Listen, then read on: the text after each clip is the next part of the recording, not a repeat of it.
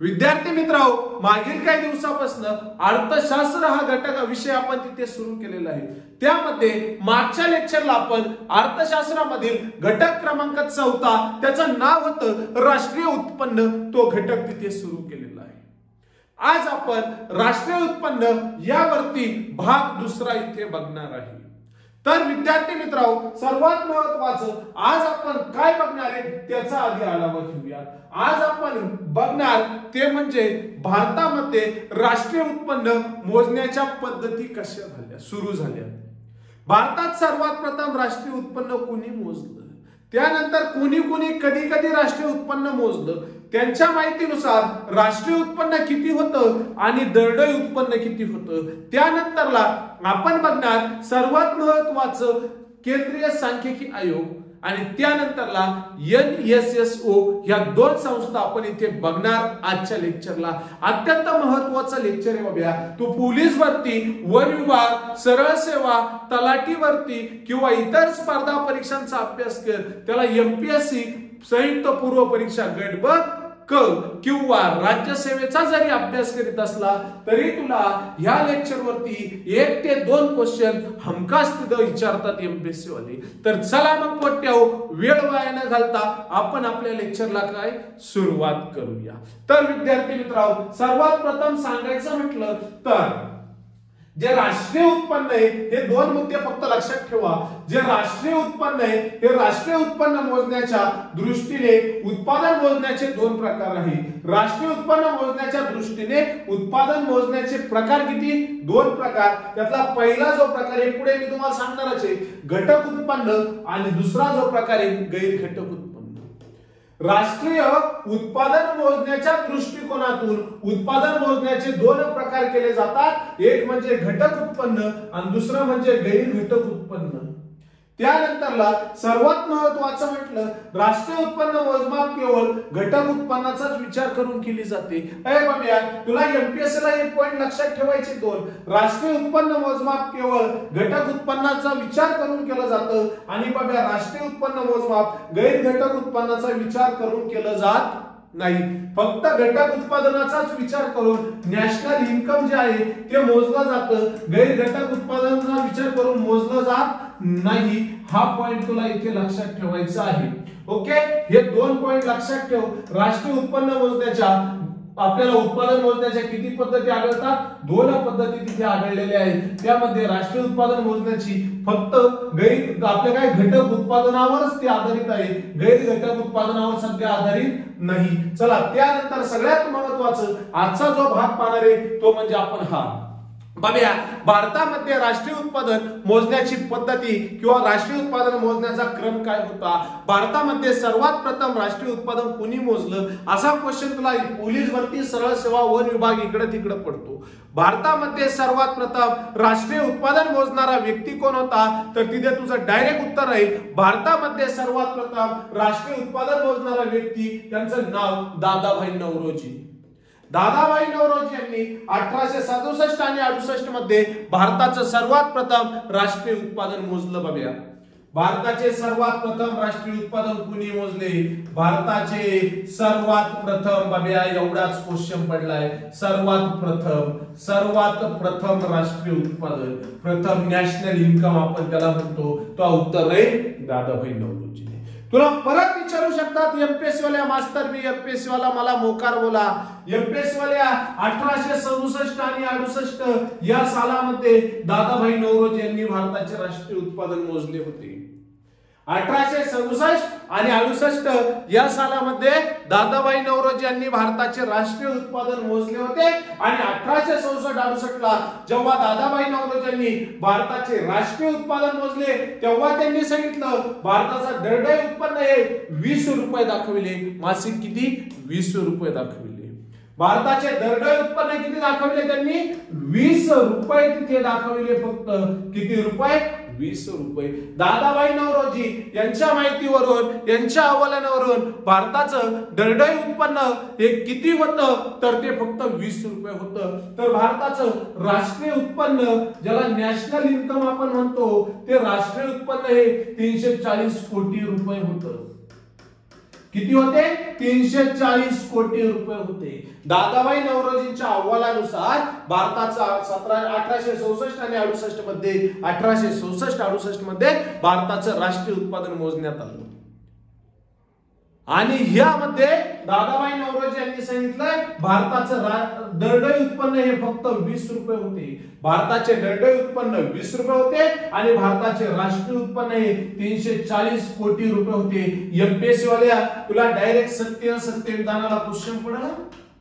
सत्य विधानाला क्वेश्चन पडेल काय? दादाभाई नौरोजी किंवा 1864-68 दादाभाई नौरोजी एमपीएससी वाले लक्षात घे.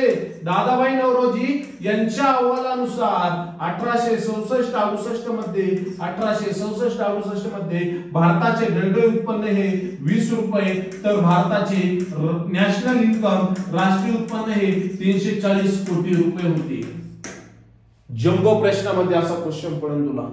आणि इकॉनॉमीचे आपण पीएसआयचं अनालिसिस केलंय तिथं बघितलंय जम्बोचेच क्वेश्चन पडलेले होते. 30 एप्रिलला जम्बो क्वेश्चन पडते. त्यामुळे लक्षात ठेव काय?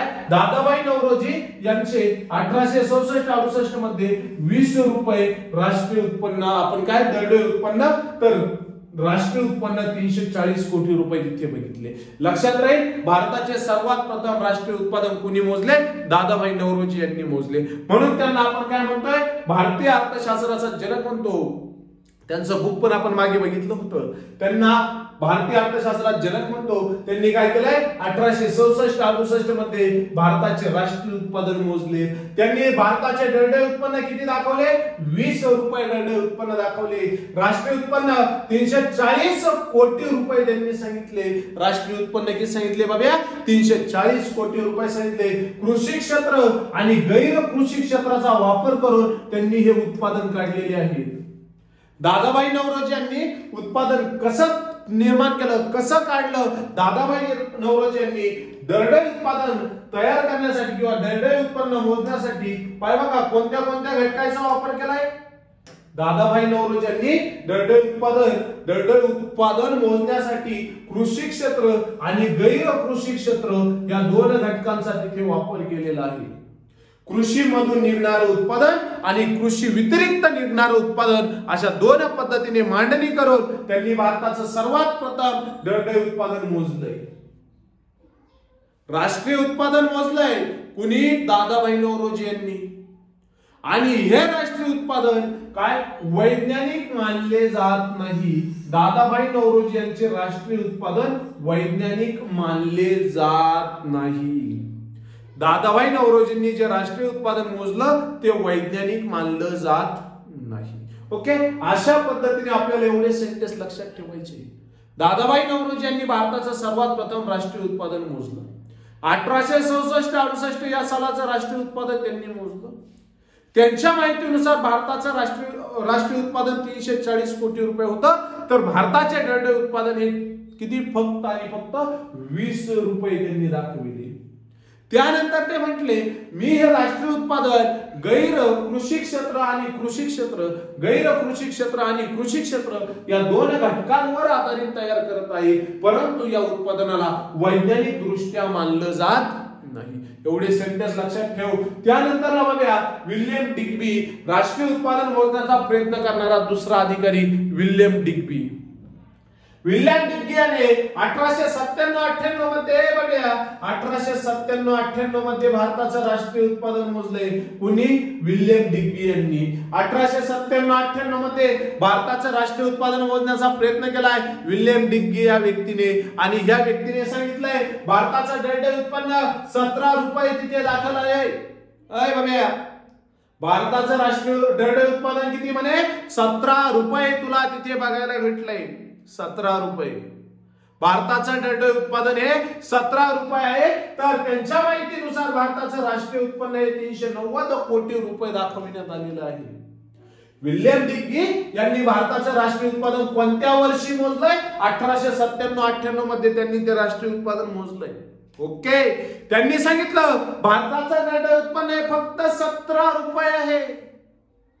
दादाभाई नौरोजींनी 20 रुपये सांगितले होते तर विल्यम डिग्बी नावाच्या शास्त्रज्ञाने अर्थतज्ञाने हे भारतीय दंडोई उत्पादन आपल्या भारत देशाचं दंडोई उत्पादन किती सांगितलं होतं बघा 17 रुपये तिथे सांगितलं होतं किती 17 रुपये त्यानंतरला राष्ट्रीय उत्पादन त्यांनी 390 कोटी रुपये दाखविले किती दाखविले 390 कोटी सेंटेन्स पाठच करून ठेवायचे विल्यम डिग्गी 1897-98 विल्यम डिग्गी भारताचा दंडोई उत्पन्न 17 रुपये आणि भारताचं राष्ट्रीय उत्पादन 390 कोटी रुपये असे तिन्ही पॉइंट सत्य असत्य विधानाला विचारू शकतात काही क्वेश्चन पडत विल्यम डिग्गी यांच्या बाबत सत्य विधान ओळखा विल्यम डिग्बी यांच्या अहवालाबाबत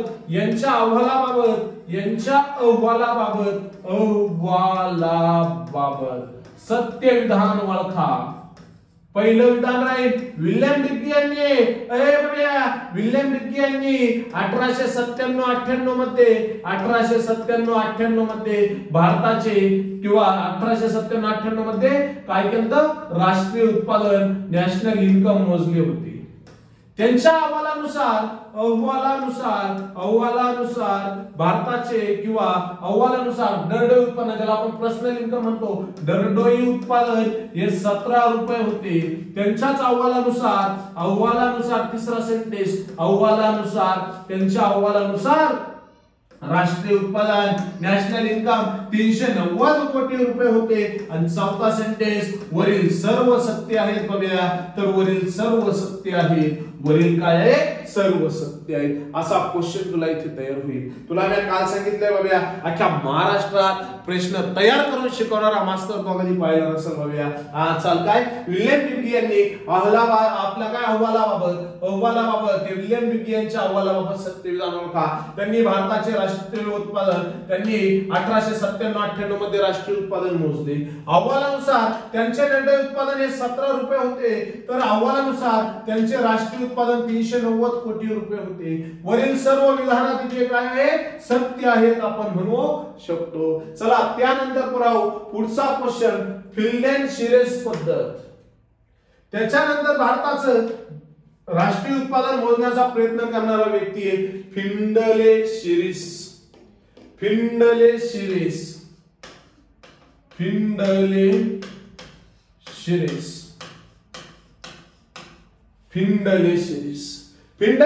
या व्यक्तीने 1911 मध्ये भारताचे फक्त दरडोई उत्पादन सांगितले आणि त्यांच्या अहवालानुसार 49 रुपये हे 1911 ला भारताचे दरडोई उत्पादन होते फिंडले शिरीस यांनी भारताचे दरडोई उत्पादन कधी मोजले 1911 ला मोजले आणि त्यांच्या अहवालानुसार भारताचे दरडोई उत्पादन 1911 ला किती रुपये होते बघा 49 रुपये तिथे आढळले 49 रुपये आढळले लक्षात ठेव बघा त्यानंतरला वाडिया आणि जोशी पेपरला लय वेळेस क्वेश्चन पडला बघा वाडिया आणि जोशी वरती वाडिया आणि जोशी यांनी नंतर भारताचे राष्ट्रीय उत्पादन मोजण्याचा प्रयत्न केलेला आहे वाडिया आणि जोशी यांनी पुढे जाऊन भारताचा राष्ट्रीय उत्पादन मोजण्याचा प्रयत्न केलेला आहे आणि वाडिया आणि जोशी यांनी भारताचे जेव्हा राष्ट्रीय उत्पादन मोजले ते साल होतं 1913 आणि 14 या आर्थिक वर्षामध्ये वाडिया आणि जोशी यांनी भारताचे राष्ट्रीय उत्पादन मोजले बघा तुला क्वेश्चन पडतो काय क्वेश्चन पडतोय भारताचे आर्थिक वर्ष काय फायनान्शियल इयर त्याला तू इंग्लिश मधून म्हणतो भारताचे आर्थिक वर्ष काय तू जर चुकला बघूया तर तुला माहिती आहे मग मास्तर काय सांगतो बघूया त्याच्यामुळे लक्षात ठेव भारताचे आर्थिक वर्ष काय होते भारताचे आर्थिक वर्ष सुरू होतं 1 एप्रिलला आर्थिक वर्ष सुरू झालं तर ते 31 मार्चला जाऊन संपतंय त्याला म्हणत्या भारताचं आर्थिक वर्ष फायनान्शियल इयर तर बघूया तसाच 1913-14 मध्ये वाडिया आणि जोशी या जोडीने भारताचं राष्ट्रीय उत्पादन मोजलंय 1913-14 मध्ये वाडिया आणि जोशी या व्यक्तींनी मिळून भारताचं राष्ट्रीय उत्पादन तिथे मोजलेलं आहे आणि या वाडिया आणि जोशींच्या अहवालानुसार भारताचे दरडोई उत्पादन 44.30 रुपये बघायला भेटते किती 44.30 वाडे आणि जोशी यांच्या अहवालानुसार भारताचे दरडोई उत्पादन किती होते? 44.30 रुपये तिथे होते. 44.30 रुपये. आणि बघूया त्यांच्या अहवालानुसार भारताचे राष्ट्रीय उत्पादन नॅशनल इन्कम जे होते ते होते 1067 कोटी रुपये. 1067 कोटी रुपये. वाडे आणि जोशी यांनी जेव्हा भारताचे 1913-14 ला भारताचे राष्ट्रीय उत्पादन मोजले तेव्हा त्यांनी दरडोई उत्पादन सांगितले 44.30 रुपये, तर भारताचे राष्ट्रीय उत्पादन त्यांनी सांगितले 1067 कोटी रुपये. काय सांगितलं? 1067 कोटी रुपये हे भारताचे राष्ट्रीय उत्पादन आहे. कोणाचा अहवाल होता? वाडे आणि जोशी. वाडे आणि जोशी यांचा अहवाल 1913-14 साली अहवाल प्रकाशित करण्यात आला आहे. 1913-14 या वर्षाचा अहवाल आहे. यांनी दरडोई उत्पादन 44.30 पैसे, राष्ट्रीय उत्पन्न किती होतं? 1067 कोटी रुपये. चला त्यानंतर पुढे आर सी देसले यांनी भारताचं राष्ट्रीय उत्पादन मोजले. पुढे जाऊ आर सी देसले या व्यक्तीने भारताचं राष्ट्रीय उत्पादन कधी मोजलंय? 1930-31 या आर्थिक वर्षामध्ये मोजलंय. आर सी देसाई या व्यक्तीने भारताचं राष्ट्रीय उत्पादन 1930 आणि 31 या आर्थिक वर्षामध्ये मोजलेलं आहे. 1930 आणि 31. आणि त्यांनी सांगितलं तेव्हा भारताचं दरडोई उत्पादन हे 72 रुपये होते. तेव्हा भारताचे दरडोई उत्पादन किती होते? 72 रुपये. आणि त्यांनी सांगितलं भारताचे राष्ट्रीय उत्पादन हे 2809 कोटी रुपये होते. 2809 कोटी रुपये होते. कोणाचा अहवाल? आर सी देसले यांचा. आर सी देसले यांचा अहवाल 1930-31 या आर्थिक वर्षाचा त्यांनी अभ्यास करून भारताच्या तिथे राष्ट्रीय उत्पादन मोजण्याचा प्रयत्न केला. त्यांनी भारताचं राष्ट्रीय उत्पादन मोजलं आणि त्यांनी सांगितलं भारताचे दरडोई उत्पादन हे 72 रुपये असून राष्ट्रीय उत्पादन हे 2809 कोटी रुपये तिथे आपल्याला बघायला मिळते. 2809 कोटी रुपये भारताचं काय बघायला भेटतंय? तर राष्ट्रीय उत्पन्न बघायला भेटतंय. कोणाच्या अहवालानुसार? आर सी देसले यांच्या अहवालानुसार. लक्षात राहील, पाठ करून ठेवा नाही तर लिहून ठेवा. चला त्यानंतर बघूया पुढचा पॉइंट आहे. त्यानंतर पुढे बघूयात काय कार्यक्रम झाला. बघूया. ओके, काय झूम करायची गरज नाही. Doctor V K V R Rao, महत्वाचा मुद्दा. Doctor V K V R Rao. Doctor V K V R Rao काय नाव आहे? Doctor V K V R Rao यांनी भारताचं राष्ट्रीय उत्पादन प्रथम 1925 ते 1929 या दरम्यान मोजलं. Doctor V K V R Rao यांनी भारताचं राष्ट्रीय उत्पादन 1925 ते 1929 या दरम्यान मोजलंय. आणि त्यांनी तिथे सांगितलंय 1925 आणि 29 ला जेव्हा भारताचं राष्ट्रीय उत्पादन त्यांनी मोजलं तेव्हा त्यांनी सांगितलं भारताचे दरडोई उत्पन्न हे 76 रुपये असतील का. भारताचे दरडोई उत्पन्न किती असेल? तर दरडोई उत्पन्न हे 76 रुपये असेल. भारताचे दरडोई उत्पन्न किती सांगितले त्यांनी? 76 रुपये तिथे सांगितलेत का. कोणी? Doctor V K V R Rao. Doctor V K V R Rao म्हणजे राष्ट्रीय उत्पादन मोजणारा एक अत्यंत महत्वाचा व्यक्ती तिथे आपल्याला बघायला भेटतोय. मग असं त्यांनी काय केलं, का बरं ते महत्वाचे आहे ते तुम्हाला पुढे मी सांगणार आहे. पण आता तात्पुरतं लक्षात काय ठेवा, doctor V K V R Rao यांनी प्रथम त्यांनी 2 वेळेस मोजलं. पहिल्यांदी 1925 ते 1929 या दरम्यान भारताचं राष्ट्रीय उत्पादन मोजलंय. 1925 ते 29 या दरम्यान त्यांनी भारताचं राष्ट्रीय उत्पन्न मोजलंय. त्यांचं नाव doctor V K V R Rao आहे. आणि तेव्हा त्यांनी काय सांगितलं, भारताचं दरडोई उत्पन्न हे 76 रुपये आढळलेले आहे. किती? 76 रुपये तिथे आढळलेले आहे. आणि त्यांनी हे पण सांगितलं भारताचे राष्ट्रीय उत्पन्न हे किती 2301 कोटी रुपये आहे। आकडेवारी काही कर पण लक्षात ठेव, व्यक्ती, साल, दरडोई उत्पन्न आणि राष्ट्रीय उत्पन्न असे नोट्स तयार कर आणि ती पाठ करून ठेव। डॉक्टर VK राव यांनी पहिल्यांदा 1925 ते 1929 दरम्यान भारताचं राष्ट्रीय उत्पन्न मोजलंय। काही शंका अजिबात नाही।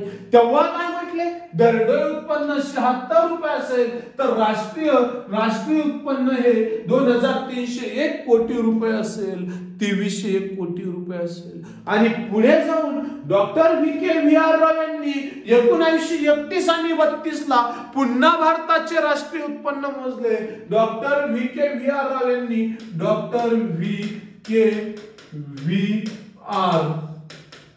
राव यांनी पुन्हा 1931 आणि 32 चे भारताचे राष्ट्रीय उत्पन्न मोजले। डॉक्टर VK राव यांनी 1931 आणि 32 चे राष्ट्रीय उत्पन्न मोजले आणि बघूया हे उत्पन्नामध्ये त्यांनी सांगितलं भारताचं दरडोई उत्पन्न हे फक्त आणि फक्त किती, फक्त 62 रुपये तिथे असेल। फक्त किती असेल, 62 रुपये। डॉक्टर VK राव यांनी 1930 आणि 31 ला भारताचे दरडोई उत्पन्न किती दाखवले, 62 रुपये। 25 आणि 29 ला किती दाखवले होते, 76 रुपये। म्हणजे घसरण केली त्यांनी तिथे। त्यानंतर त्यांनी सांगितलंय भारताचं राष्ट्रीय उत्पन्न हे 1931 आणि 32 ला 1689 कोटी रुपये असेल। काय सांगितलंय, भारताचं राष्ट्रीय उत्पन्न नॅशनल इन्कम हे 1931 आणि 32 ला किती असेल, 1689 कोटी रुपये असेल। 1689 कोटी रुपये तिथे त्यांनी भारताचं राष्ट्रीय उत्पन्न तिथे त्यांनी सांगितलेलं का, राष्ट्रीय उत्पन्न त्यांनी सांगितलं। लक्षात राहील। चला आता डॉक्टर VK राव यांच्या बाबत थोडक्यात माहिती बघूया। डॉक्टर VK राव म्हटल्यानंतर राष्ट्रीय उत्पन्न मोजणारा एक अत्यंत महत्वाचा माणूस तिथे आहे। डॉक्टर VK राव हे राष्ट्रीय उत्पन्न मोजणारा महत्वाचा व्यक्ती तिथे ओळखला जातो, कारण त्यांनी भारताचे राष्ट्रीय उत्पन्न हे सर्वात प्रथम शास्त्रीय पद्धतीने मोजलेले आहे। भारताचे सर्वात प्रथम राष्ट्रीय उत्पन्न शास्त्रीय पद्धतीने मोजणारा व्यक्ती कोण आहे, तर डॉक्टर VK राव। डॉक्टर VK राव यांनी शास्त्रीय पद्धतीने भारताचे राष्ट्रीय उत्पन्न मोजले, म्हणून त्यांना डॉक्टर VK राव यांना राष्ट्रीय रोखे प्रणालीचे जनक म्हणून ओळखलं जातं। मग आपल्याला क्वेश्चन पडतो, राष्ट्रीय रोखे प्रणालीचे जनक कोण? आपलं उत्तर आहे राष्ट्रीय रोखे प्रणालीचे जनक डॉक्टर VK राव। लक्षात राहील। भारतात सर्वात प्रथम शास्त्रीय पद्धत आपण त्याला म्हणतो, या शास्त्रीय पद्धतीने भारताचे राष्ट्रीय उत्पन्न कोणी मोजले? VK रावने। अमेरिकेचं कधी मोजलंय? 47 ला सायमन कुझनेट आपण पाहिलं, म्हणून भाऊला अर्थशास्त्राचा नोबेल प्राप्त झाले पुढे जाऊन। तर डॉक्टर VK राव यांनी सर्वात प्रथम शास्त्रीय पद्धतीने भारताचं राष्ट्रीय उत्पन्न मोजले। खालील संयुक्त पद्धतींचा वापर करून त्यांनी भारताचं राष्ट्रीय उत्पन्न शास्त्रीय पद्धतीने मोजलं। तुला क्वेश्चन पडेल बघा, डॉक्टर VK राव यांनी काय, डॉक्टर VK राव यांनी खालीलपैकी कोणत्या पद्धतींचा वापर करून भारताचे राष्ट्रीय उत्पन्न मोजले होते? कोणती पद्धत वापरून नॅशनल इन्कम मोजले होते? डॉक्टर VK राव यांनी पहिली पद्धत वापरली ती म्हणजे उत्पन्नाची गणना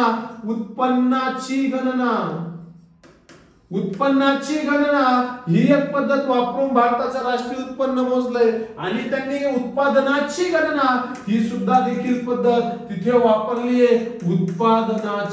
उत्पादनाची गणना आणि उत्पन्नाची गणना तुला मी उत्पादन आणि उत्पन्न हे भूगोलच्या कृषीमध्ये चांगल्या पद्धतीने समजून सांगायला आहे बघूया.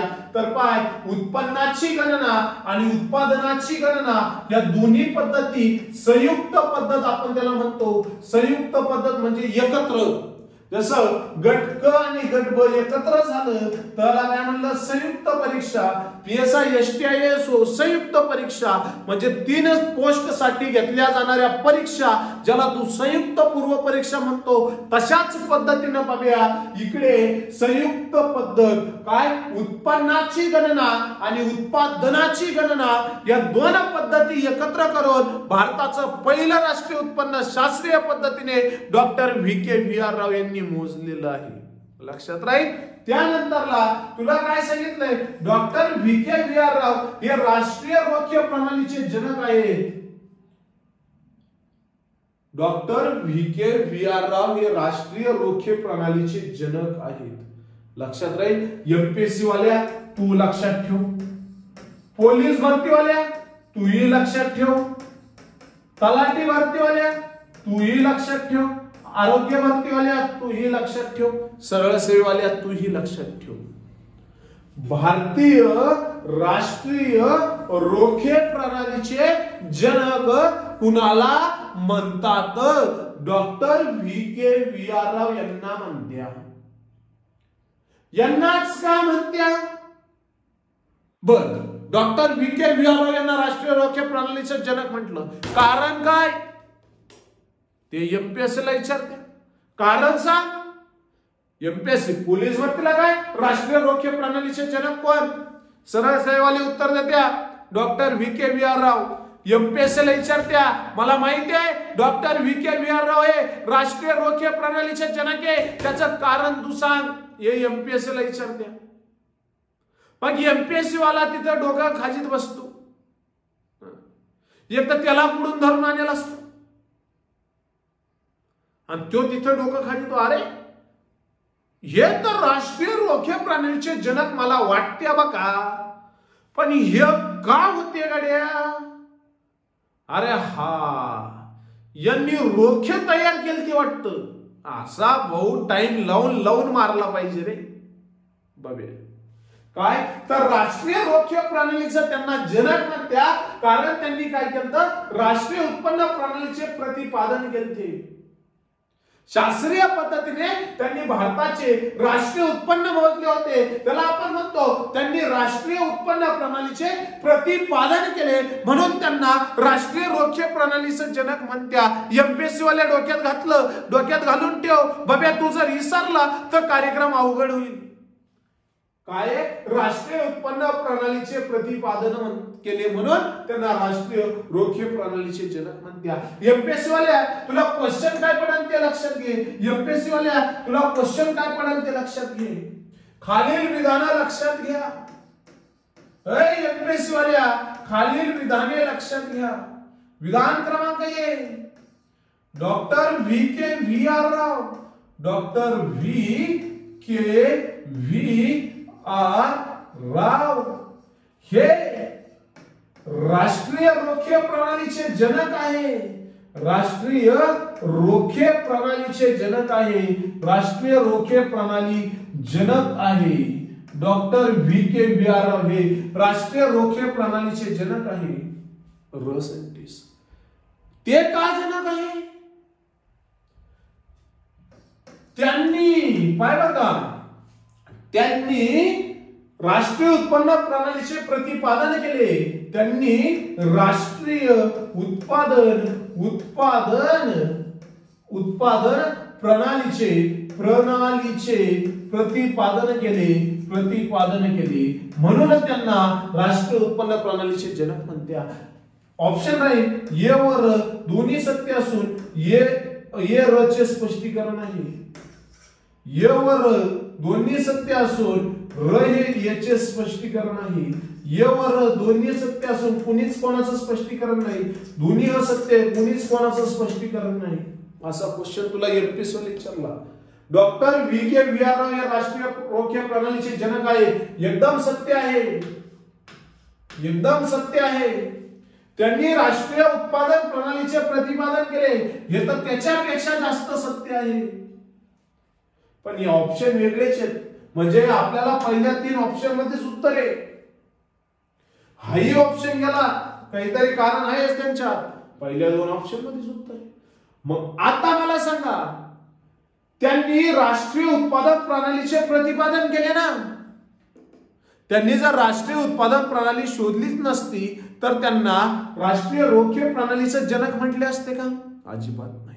म्हणून आपण काय म्हणू शकतो, डॉक्टर VKVR राव हे राष्ट्रीय रोखे प्रणालीचे जनक आहे. याचं कारण त्यांनी राष्ट्रीय उत्पन्न प्रणालीचे प्रतिपादन केले. म्हणजे याचं कारण र मध्ये दडलंय. म्हणजे ऑप्शन क्रमांक काय, ये या विधानाचं योग्य काय स्पष्टीकरण र मध्ये दडलेलं आहे. म्हणजे ये व र दोन्ही सत्य असून र ये या विधानाचं काय स्पष्टीकरण आहे, असं आपलं ऑप्शन तिथं राहील.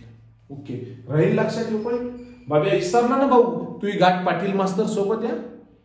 हा चला पुढे, राष्ट्रीय उत्पन्न समिती. IMP पॉइंट आहे बाबा, नॅशनल इन्कम कमिटी. राष्ट्रीय उत्पन्न समिती, नॅशनल इन्कम कमिटी. काय ही राष्ट्रीय उत्पन्न समिती? कोण हिचे अध्यक्ष होते, कोण हिचे सदस्य होते, कधी हिची स्थापना केली, हिने आपल्या अहवालात काय सांगितलं, हिने आपला अहवाल कधी सादर केला, हिचा निष्कर्ष काय निघाला, या प्रत्येक घटकावर MPSC ने क्वेश्चन विचारलाय. काय? राष्ट्रीय उत्पन्न समिती, नॅशनल इन्कम कमिटी. तर राष्ट्रीय उत्पन्न समितीची स्थापना जर तो बघितली ना, तर ही स्थापना झाली ऑगस्ट 1949 मध्ये. भारताच्या राष्ट्रीय उत्पन्न समितीची स्थापना कधी आहे? ऑगस्ट 1949 मध्ये. ऑगस्ट 1949 मध्ये त्यांनी स्थापना केली. राष्ट्रीय उत्पन्न समितीची स्थापना ऑगस्ट 1949. हिचे अध्यक्ष होते प्रोफेसर PC महालनोबिस. राष्ट्रीय उत्पन्न समितीचे अध्यक्ष कोण आहे? Professor PC Mahalanobis. Professor PC Mahalanobis हे यांचे काय अध्यक्ष आपल्याला तिथे बघायला मिळतात. तर कोण होते अध्यक्ष? महालनोबिस. महालनोबिस हे राष्ट्रीय उत्पन्न समितीचे अध्यक्ष. 1949 ला राष्ट्रीय उत्पन्न समितीची स्थापना झाली. महालनोबिस तिथे अध्यक्ष ठरवले. आणि सदस्य कोण होते? सदस्य होते प्राध्यापक प्रोफेसर DR गाडगीळ आणि डॉक्टर VKVR राव. हे 2 व्यक्ती इथे आपल्याला सदस्य म्हणून बघायला भेटतात. क्वेश्चन पडला काय? राष्ट्रीय उत्पन्न समितीचे अध्यक्ष कोण? महालनोबिस. आणि सदस्य कोण? गाडगीळ आणि डॉक्टर VKVR राव. हे तिथे आपल्याला सदस्य बघायला भेटतात. त्यानंतर जर विचार केला तर यांनी 1950 आणि 51 या आर्थिक वर्षाची पाहणी जोरात पद्धतीने केलेली आहे. 1950 आणि 51 या आर्थिक वर्षाची पाहणी केली आणि प्रथम अहवाल 1951 मध्ये या समितीने सादर केला आहे. आपल्या काय महालनोबिस यांची राष्ट्रीय उत्पन्न समितीने आपला पहिला अहवाल कधी सादर केला? 1951 मध्ये तो सादर केलाय. आणि अंतिम अहवाल त्यांनी कधी सादर केलाय? 1954 मध्ये. अंतिम अहवाल त्यांनी 1954 मध्ये सादर केलाय. आणि त्यांनी सांगितलं भारताचे राष्ट्रीय उत्पन्न हे 2860 कोटी रुपये आहे. लक्षात ठेव बाबा, भारताचे राष्ट्रीय उत्पन्न किती आहे? 2860 कोटी रुपये आहे. 2860 कोटी रुपये भारताचे राष्ट्रीय उत्पन्न आहे. तर 246.90 रुपये हे भारताचे दंडोई उत्पन्न आहे. भारताचे दरडोई उत्पन्न किती दाखवले 246.90 रुपये, तर भारताचे राष्ट्रीय उत्पन्न किती दाखवले बाबा 2860 कोटी रुपये. अशा पद्धतीने त्यानंतरला यांच्या सांगण्यावरून राष्ट्रीय नमुना संरक्षण कार्यालयाची स्थापना 1950 झाली. तसेच केंद्रीय सांख्यिकी कार्यालयाची सुद्धा स्थापना झाली. या अहवालावरून या दोन संस्था स्थापन करण्यात आल्या. हे लक्षात ठेव. आपल्या काय राष्ट्रीय उत्पन्न समितीच्या अहवालावरून खालीलपैकी कोणत्या दोन किंवा त्यांच्या सांगण्यावरून म्हणू शकतो आपण, कारण 1950 ला झाली, सांगण्यावरून या दोन संस्था स्थापन करण्यात आल्या. चला त्यानंतर लक्षात राहू दे, तर लक्षात ठेव ऑगस्ट 1950 स्थापना महानलोबीस अध्यक्ष गडगेड आणि डॉक्टर व्ही.के. वीरराव सदस्य 1950-51 ची पाहणी केली. त्यांनी आपला अहवाल प्रथम 1951 ला तर अंतिम अहवाल 1954 ला सादर केला. राष्ट्रीय उत्पन्न किती होतं त्यांचं 2860 रुपये, तर भारताचे दरडोई उत्पन्न किती दाखवलं त्यांनी 246.90 रुपये. आणि यांच्या सांगण्यावरून राष्ट्रीय नमुना संरक्षण कार्यालयाची स्थापना झाली. केंद्रीय सांख्यिकी कार्यालयाची सुद्धा काय झाली स्थापना तिथे झाली. ओके, चला नेक्स्ट पॉइंट बघूया. चला राष्ट्रीय उत्पन्न समितीने जो अहवाल सादर केला त्यात कशा पद्धतीने त्यांनी मोजणी केली, राष्ट्रीय उत्पन्न समितीने आपली मोजणी कशा पद्धतीने केली ते लक्षात ठेव. राष्ट्रीय उत्पन्न समितीने नॅशनल इन्कम कमिटीने आपली मोजणी अशा पद्धतीने केली. राष्ट्रीय उत्पन्न मोजणीच्या दोन पद्धती त्यांनी सुचविल्या आहेत. बघा, राष्ट्रीय उत्पन्न समिती, नॅशनल इन्कम कमिटी, ज्याला NIC आपण म्हणतोय, या नॅशनल इन्कम कमिटीने आपल्या राष्ट्रीय उत्पन्न मोजण्याच्या दोन पद्धती सांगितल्या. त्यातली पहिली पद्धत तर काय निव्वळ उत्पन्न पद्धत आणि दुसरी पद्धत निव्वळ उत्पादन पद्धत.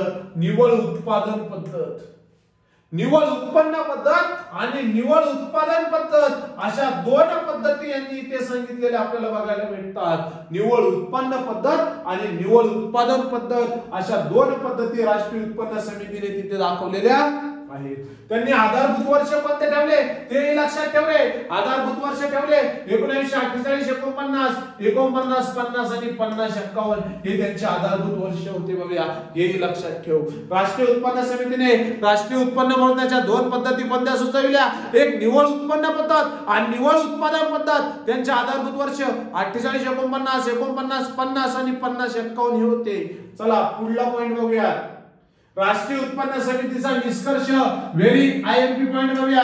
तुला क्वेश्चन पडतोय पट्ट्या. राष्ट्रीय उत्पन्न समितीचा निष्कर्ष बाबत सत्य विधान ओळखा. जी राष्ट्रीय उत्पन्न समिती महानलोबीस यांच्या अध्यक्षतेखाली आणि गडगेड आणि व्ही.के. वीरराव हे सदस्य असताना जी 1949 साली जी समिती स्थापन केली, त्या राष्ट्रीय उत्पन्न समितीने आपला जो निष्कर्ष मांडला, आपला जो अहवाल मांडला, त्यामध्ये काय लिहिलेलं होतं ते लक्षात घे बाबा. याच्यावरती MPSC ना सत्य विधान अनेक वेळेस तिथं विचारलेली आहे. चल घे लक्षात. पहिला मुद्दा 1950 आणि 51 मध्ये राष्ट्रीय उत्पन्नात कृषी क्षेत्राचा वाटा 50% होता. म्हणजे 50%च्या जवळपास होता. 50% पेक्षा थोडा जास्त होता, पण कमी नव्हता. काय तर 1950-51 चा त्यांनी जो अहवाल सादर केला त्यामध्ये त्यांनी काय सांगितलंय, कृषी क्षेत्राचा वाटा हा 50% होता. किती होता 50%. त्यानंतर राष्ट्रीय उत्पन्न समितीने काय सांगितलंय, वाहतूक व दळणवळणाचा वाटा आपला 1/6 थोडा याच्यापेक्षा थोडा जास्त होता. 1/6 म्हणजे 6 पैकी 1 भाग, पण त्यापेक्षा थोडा जास्त.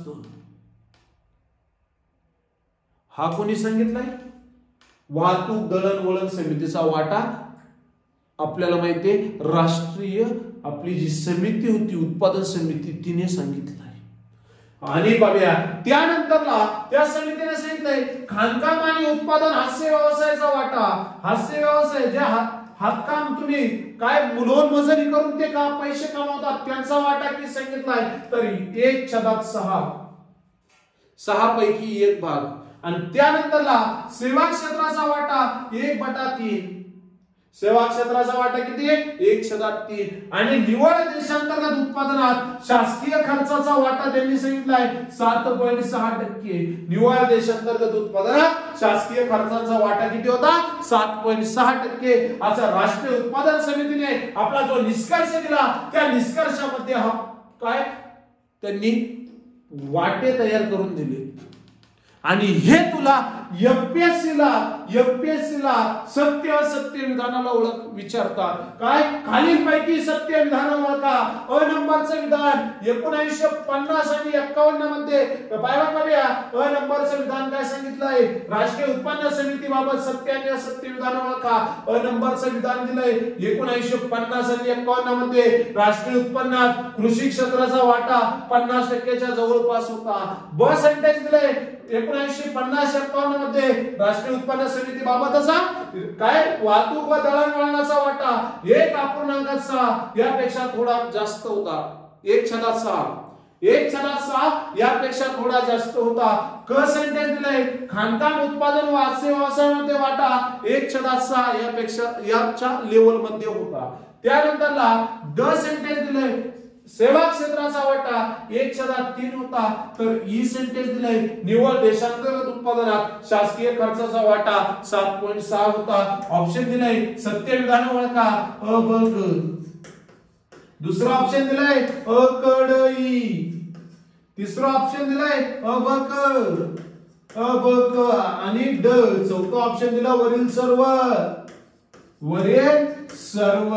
असा क्वेश्चन तुला तिथे विचारतील. काय उत्तर राहील तुला तिथे? वरील सर्व. ऑप्शन क्रमांक 4 हे पाठच करून ठेवायचं बघूया.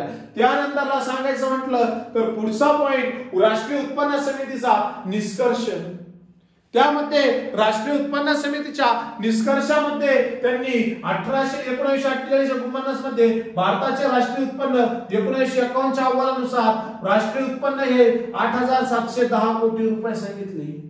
त्यांनी पाहिलं का बघा वर्ष बदलेली तर वर्ष बदलेले.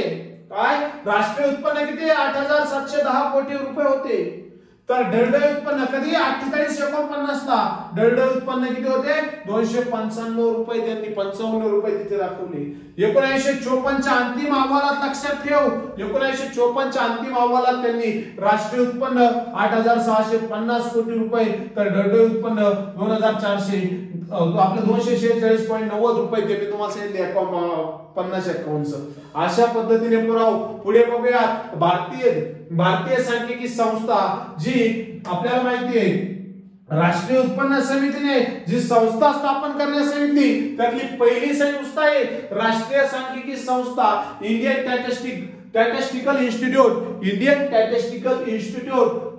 स्टॅटिस्टिकल इन्स्टिट्यूट आपण तिला म्हणतो. भारतीय सांख्यिकी संस्था. पाहिलं का आता ही भारतीय सांख्यिकी संस्थेची स्थापना कधी झाली ती लक्षात घे. कुणी केली ती लक्षात घे आणि तिचं या समितीशी काय संबंध होता ते लक्षात घे. इंडियन स्टॅटिस्टिकल इन्स्टिट्यूट जी संस्था होती हिची स्थापना तिला आपण म्हणतो भारतीय सांख्यिकी संस्था. हिची स्थापना झाली 17 डिसेंबर 1931 ला. काय झाली 17 डिसेंबर 1931 ला. कुणी केली? प्राध्यापक प्रशांत चंद्र महानलोबिस त्याला म्हणतो आपण पीसी महानलोबिस यांनी केली. तिचे मुख्यालय कुठे? कलकत्त्यामध्ये आहे. हे पाठ करून ठेव. स्थापन करण्याचे कारण काय होते? सातवी को उपयोजित संख्याशास्त्र या विकासासाठी काय उपयोजित संख्याशास्त्र यांच्या विकासासाठी संस्था स्थापन केली. 1933 पासून संस्थेच्या नावाचे जनरल प्रकाशित झाले. या संस्थेने आपले ग्रंथ प्रकाशित केलाय. 1959 ला या संस्थेला राष्ट्रीय महत्त्वाची संस्था म्हणून घोषित केलंय ते लक्षात ठेव. कोणत्या संस्थेला? भारतीय सांख्यिकी संस्था. फाउंडर कोण आहे त्याचा? प्राध्यापक प्रशांत चंद्र महानलोबिस. आणि स्थापना काय झाली आहे 17 डिसेंबर 1931 ला. स्थापनेचं कारण काय होतं? उपयोजित संख्याशास्त्र या विकासासाठी, संख्याशास्त्राच्या विकासासाठी. त्यानंतरला पदवी व पदव्युत्तर कोर्स त्यांनी उपलब्ध करून दिलेले आहेत. राष्ट्रीय महत्त्वाची संस्था म्हणून 1959 ला तिला घोषित केलेलं आहे. 1933 ला त्यांनी आपलं जनरल प्रकाशित केलेलं आहे. चला त्यानंतरला बघूया पुढे राष्ट्रीय सांख्यिकी कार्यालय ज्याला आपण म्हणतो CSO राष्ट्रीय नमुना संरक्षण. आपले जे राष्ट्रीय उत्पादन समिती जी होती नॅशनल इन्कम कमिटी तिने स्थापन करायला लावलेली पहिली संस्था आहे जिला काय म्हणतो आपण CSO ए बाबा, तू पोलीस भरती, वन विभाग, सरळ सेवेचा जर अभ्यास करत असेल तर तुला विचारतात what is mean by CSO. CSO चा फुल फॉर्म काय? जेव्हा स्थापन झाली तेव्हा तिला म्हटलं जायचं सेंट्रल स्टॅटिस्टिक ऑर्गनायझेशन. सीएसओ जेव्हा स्थापन झाली 1951 मध्ये तेव्हा तिला काय म्हटलं जायचं? Central statistic organisation. मग मास्तर आज रोजी तिला काय म्हणत्या? तर आज तिला म्हणत्या सेंट्रल स्टॅटिस्टिक ऑफिस. कार्यालय म्हणजे काय झालं? ऑफिस. तेव्हा काय म्हणायचे? Central statistic organisation. ऑर्गनायझेशनचं रूपांतर आता कशात झालेलं आहे? ऑफिस मध्ये झालेलं आहे. आता काय? ऑफिस. स्थापना कधी झाली हिची? स्थापना झाली 2 मे 1900. हे बघा 2 मे 1951. 2 मे 1951 ला स्थापना झाली. म्हणजे आजची तारीख आज 2 मे ची. 2 मे 1951. मुख्यालय हेडक्वार्टर किधर है इसका? इसका हेडक्वार्टर है दिल्ली में. नई दिल्ली में, नई दिल्ली, दिल्ली में हेडक्वार्टर नई दिल्ली. संगणक केंद्र इसका कंप्यूटर सेंटर कहां पर है? नई दिल्ली में संगणक केंद्र. औद्योगिक संस्थेची औद्योगिक सांख्यिकी केंद्र कुठे आहे? कलकत्त्याला आहे. या राष्ट्रीय सांख्यिकी संस्थेचे 3 हेडक्वार्टर आहेत बघा. राष्ट्रीय सांख्यिकी कार्यालय, राष्ट्रीय सांख्यिकी स्टॅटिस्टिक, आपले सेंट्रल स्टॅटिस्टिक ऑर्गनायझेशन जी संस्था आहे तिचे हेडक्वार्टर किती आहे? 3 आहेत. हेडक्वार्टर बोले तो मुख्यालय. किती आहेत? 3 मुख्यालय. पहिलं मुख्यालय तुला पाहायला भेटतं ते 2 मे 1951 चं दिल्लीमध्ये. दुसरं मुख्यालय जे आहे मुख्य म्हणजे राष्ट्रीय सांख्यिकी कार्यालय कुठे आहे असा जर तुला क्वेश्चन पडला तर तू डायरेक्ट उत्तर देऊ शकतो राष्ट्रीय सांख्यिकी कार्यालय हे दिल्लीमध्ये आहे. काय उत्तर देशील? राष्ट्रीय सांख्यिकी कार्यालय दिल्लीमध्ये आहे. पण तुला जर विचारलं राष्ट्रीय सांख्यिकी कार्यालयाचं संगणकीकृत ऑफिस किंवा संस्था कुठे आहे? नवी दिल्लीमध्ये आहे. आणि राष्ट्रीय सांख्यिकी कार्यालयाचे औद्योगिक सांख्यिकी केंद्र कुठे आहे? कलकत्ता इथे आहे. औद्योगिक सांख्यिकी केंद्र कलकत्ता. त्यानंतरला जबाबदारी कुणाकडे या संस्थेची? रिस्पॉन्सिबिलिटी कोणाची आहे? राष्ट्रीय सांख्यिकी कार्यालयात कुणाची रिस्पॉन्सिबिलिटी तिथे आहे? तर बघा जबाबदारी त्याची आहे. त्याचं नाव आहे राजाराव इंद्रजीत सिंग. राजाराव इंद्रजीत सिंग म्हणजे कोण? तर सांख्यिकी और कार्यक्रम कार्यान्वित मंत्री म्हणजे सांख्यिकी आणि कार्यक्रम कार्यान्वित मंत्री जे आहेत त्यांच्याकडे हे डिपार्टमेंट दिलेलं आहे. संभळ गो. त्यानंतरला केंद्रीय सांख्यिकी कार्यालयाचे कार्य काय? सीएसओ चे कार्य काय? सीओएस नेमकं काय करतंय? सीएसओ नेमकं काय काम करतंय? Central statistic organisation work. त्याचं काम काय? त्याचं पहिलं काम आहे सेंट्रल सांख्यिकी कार्यालयाचे पहिले कार्य आहे. बघा काय पहिलं कार्य? तर सांख्यिकी संबंधित कार्यालयांमध्ये समन्वय राखणे. सांख्यिकी संबंधित कार्यालयांमध्ये समन्वय ठेवायचं, शांतता ठेवायची हे काम करते. सांख्यिकी मानके तयार करणे व लागू करणे. सांख्यिकी मानके म्हणजे सांख्यिकी जे कलम नियम जे आहेत ते तयार करून लागू करणे आणि राष्ट्रीय लेखे तयार करणे हे सुद्धा काम यांचं आहे. राष्ट्रीय लेखे तयार करणे, सांख्यिकी संस्था संबंधित कार्यालयांमध्ये समन्वय राखणे, सांख्यिकी मानके तयार करणे व लागू करणे, राष्ट्रीय लेखे तयार करणे हे 3 महत्वाचे काम ही राष्ट्रीय सांख्यिकी कार्यालय जिला आपण सीएसओ म्हणतो ही संस्था तिथे बघते.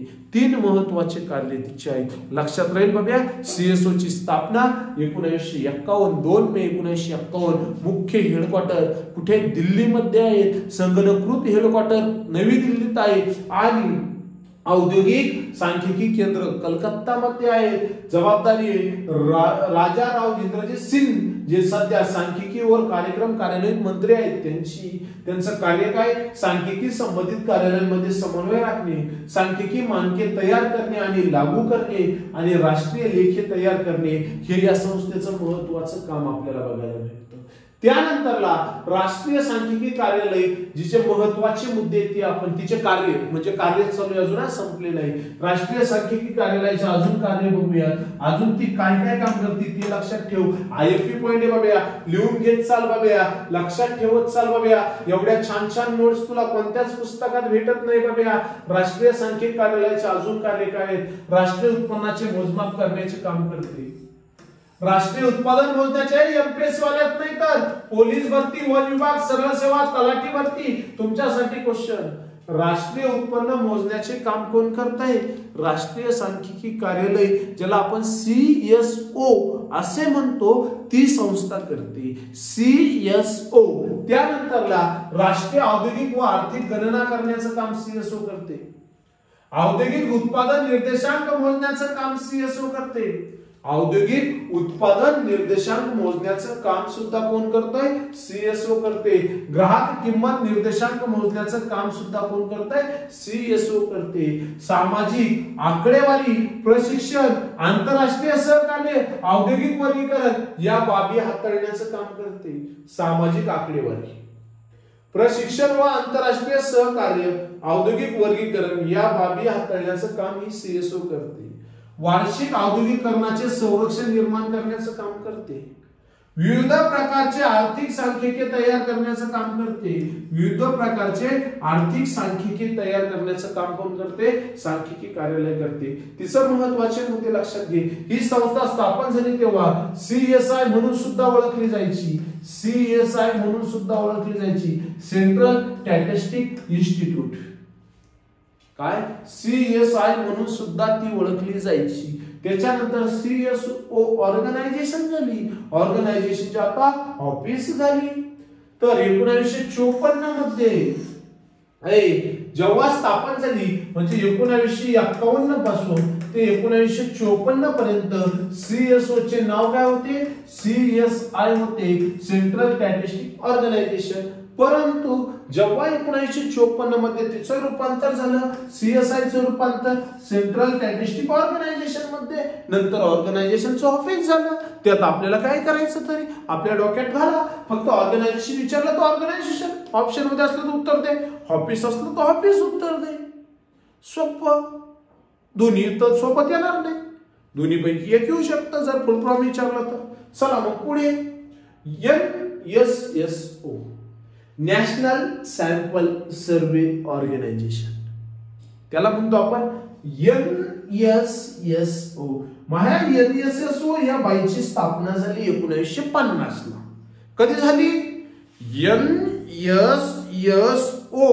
पाय बघ बाबा, तू कोणताही असू दे, तू पोलीस भरती, सरळ सेवा, वन विभाग, तू कोणताही असू दे, तुला क्वेश्चन पडतो. एक NSSO चा फुल फॉर्म काय?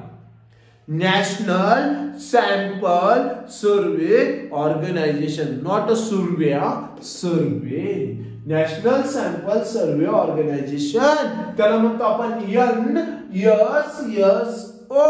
या NSSO ची स्थापना कधी झाली? 1950 मध्ये झाली. कधी झाली भाऊ? 1950 मध्ये झाली.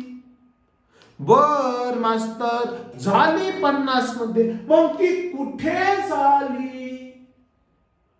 तर आता तुला क्वेश्चन, हा क्वेश्चन आपण हे व्हिडिओ आपण युट्यूबला अपलोड करीत आहे आणि तुम्हाला कमेंट मध्ये सांगायचं NSSO चं हेडक्वार्टर कुठे आहे, म्हणजे मुख्यालय कुठे आहे, हे तुम्हाला कमेंट बॉक्स मध्ये सांगायचं.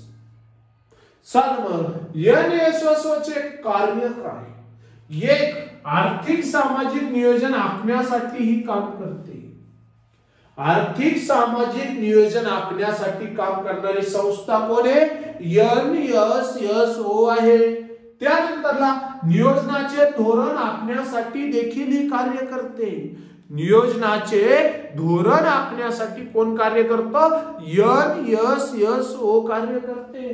त्यानंतरला नमुना संरक्षण करण्यासाठी पण कार्य करते. नमुना संरक्षण करण्यासाठी देखील ही कार्य करते. आणि सर्वात महत्वाचा पॉइंट, 1970 मध्ये या संस्थेची पुनर्रचना करण्यात आली. सरळ सेवेच्या स्पर्धा परीक्षेत सरळ सेवेच्या भागात इकडे नेहमी क्वेश्चन पडतो NSSO ची पुनर्रचना कधी करण्यात आली. तुला उत्तर द्यायचंय NSSO ची पुनर्रचना 1970 मध्ये करण्यात आली. तर बघूया पुढे बघूयात NSSO यांच्या अंतर्गत 4 विभाग येते MPSC वाल्या. किती? 4. NSSO यांच्या अंतर्गत 4 विभाग येतात आणि तू लगेच गेला असं नेटवर NSSO मुख्यालय कुठे रे? अरे बाबा त्या 4 विभागांचं मुख्यालय वेगवेगळं आहे आणि ते 4 विभाग एकत्र येऊन काय तयार झालीये? NSSO तयार झालेली आहे. मग बघ बाबा पहिला पॉइंट काय? NSSO MPSC वाल्या NSSO यांच्या अंतर्गत किती विभाग आहेत? 4 विभाग आहेत. NSSO यांच्या अंतर्गत 4 विभाग आहेत. 4. पहिला जो विभाग आहे त्याला म्हणतात SDRD. पोलीस भरती वाले तुला विचारत्या SDRD म्हणजे काय? मग तू काय सांगशील? SDRD survey designing and research division. Survey designing and research division yo SDRD चा फुल फॉर्म आहे आणि त्याचं हेडक्वार्टर कुठे? कोलकाता. हेडक्वार्टर कुठे? कोलकाता. SDRD चं मुख्यालय कुठे आहे? SDRD चं मुख्यालय कुठे आहे? तर तू डायरेक्ट उत्तर देशील कोलकाता येथे आहे. ती काय काम करती? SDRD काय काम करती? तर पाहणी नियोजन अहवालांचे पाहणी करते, नियोजन करते, अहवालांचं नियोजन करते SDRD. त्याच्यानंतरला दुसरी जी संस्था आहे त्यांच्या अंतर्गत तिचं नाव आहे FOD फील्ड ऑपरेशन डिव्हिजन.